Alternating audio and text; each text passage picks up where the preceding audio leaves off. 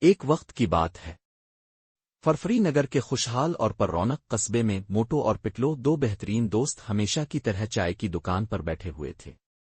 Motto مزے سے سموسے کھا رہا تھا جبکہ پٹلو مارشل آرٹس کے بارے میں ایک میگزین پڑھ رہا تھا۔ اچانک پٹلو کے ذہن میں ایک خیال آیا۔ موٹو او پٹلو نے اپنی آنکھوں میں چمک کے ساتھ کہا، کیوں نہ ہم ایک کنگ فو اسکول کھولی؟ موٹو جو کھانے کا دیوانہ تھا فوراً نہ سمجھ سکا کہ پٹلو کیا کہہ رہا ہے۔ کنگ فو؟ یہ کیا ہے؟ کیا یہ کسی قسم کا سموسا ہے؟ اس نے بھوک سے ادھر ادھر دیکھتے ہوئے پوچھا۔ نہیں نہیں موٹو، پٹلو ہنسا۔ کنگ فو ایک مارشل آرٹ ہے۔ یہ خود کی حفاظت، پھرتی اور ڈسپلن کے بارے میں ہے۔ ہم فرفری نگر کے بچوں کو مضبوط اور بہادر بننا سکھا سکتے ہیں جیسے فلموں میں ہوتا ہے۔ موٹو کی آنکھیں کھل گئیں۔ تو تمہارا مطلب ہے میں جتنے چاہے سموسے کھا سکتا ہوں اور پھر بھی کنگ فو ماسٹر بن سکتا ہوں؟ واہ، میں تیار ہوں، اس نے جوش سے کہا۔ اور یوں دونوں دوستوں نے او موٹو پٹلو کی کنگ فو اسکول کھولنے کا منصوبہ شروع کر دیا۔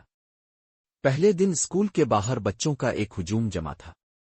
اسکول ایک چھوٹے سے گیراج میں بنایا گیا تھا جسے کچھ پرانے میٹ اور لکڑی کے کھمبوں سے ڈیزائن کیا گیا تھا۔ موٹو اور پٹلو دونوں نے کنگ فو کے لباس پہنے ہوئے تھے۔ پٹلو نے آگے بڑھ کر کہا، خوش آمدید ننھے جنگجو، آج اب کنگ فو کی فن سیکھیں گے، لیکن پہلے اپنے انسٹرکٹر سے ملیے۔ موٹو نے اچھل کر ایک ڈرامائی انداز اپنانے کی کوشش کی۔ میں ہوں موٹو، تمہارا کنگ فو ماسٹر، جو تمہیں طاقت کے اور کھانے کے راز سکھائے گا۔ پٹلو نے نرمی سے کہا، موٹو، کنگ فو سبق اس طرح شروع نہیں کرتے۔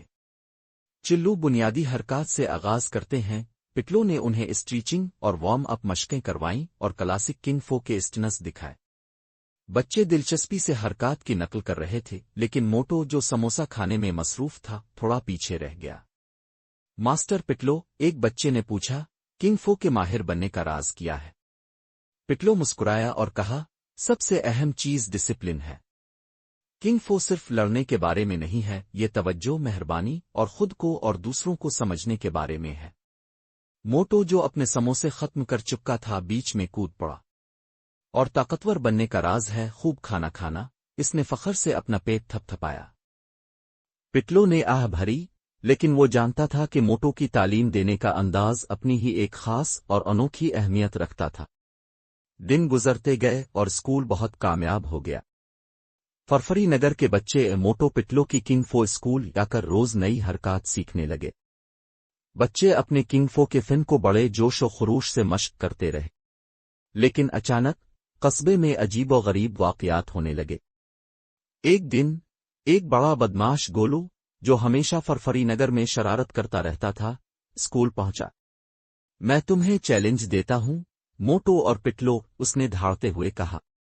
میں تمہیں دکھاؤں گا کہ یہاں کا اصلی کنگ فو ماسٹر کون ہے۔ وہ اسکول کے بچے پریشان نظر آئے، لیکن موٹو نے معمول کی خود اعتمادی کے ساتھ آگے بڑھ کر کہا، چیلنج قبول ہے، لیکن پہلے ایک ناشتہ کرتے ہیں، پھر لڑیں گے۔ پٹلو نے سر ہلاتے ہوئے کہا، موٹو دھیان دو، یہ وقت ہے تمہاری کنگ فو مہارت دکھانے کا۔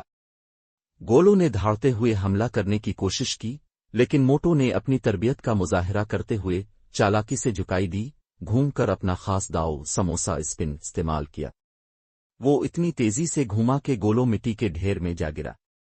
بچے خوشی سے نعرے لگانے لگے، موٹو موٹو موٹو۔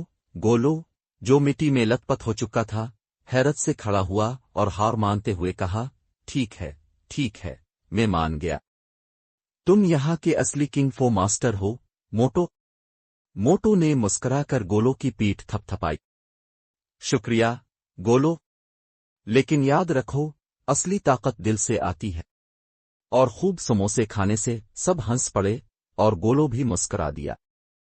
اس دن کے بعد گولو نے وعدہ کیا کہ وہ سب کے ساتھ اچھا برتاؤ کرے گا اور کنگ فو اسکول میں شامل ہو گیا۔